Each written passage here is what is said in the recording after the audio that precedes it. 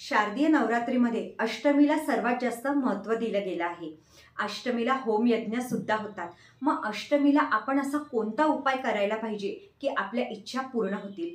जर आपल्याकडे धन आकर्षित होत नाही तर आपण काय करायला पाहिजे? आपल्या मनासारखा विवाह होत नाही, मनासारख्या कोणत्याच गोष्टी होत नाही आहे, आपल्याला सौभाग्य लाभत नाहीये, तर अशा वेळेस अशा स्त्रियांनी म्हणा या जेंट्स कोणीही हा उपाय करू शकतं।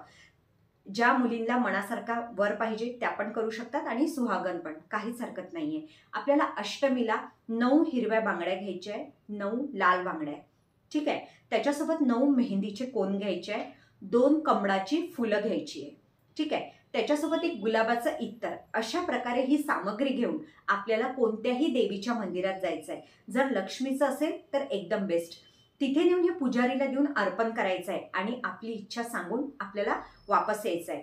आता आपण हे का करणार आहे? जेव्हा आपण सुहागनचं लेणं देवीला देणार आहे तर देवी आपल्या इच्छा पूर्ण करते, कारण तिथे कोणी पण येणार बाकीचे तर त्यांना प्रसाद म्हणून पंडितजी ते देणार, म्हणजे तुम्ही दिलेला आहे आणि समोरच्याचा फायदा झालेला आहे। ह्या कर्मानुसारच आपल्याला रिझल्ट मिळत असतात।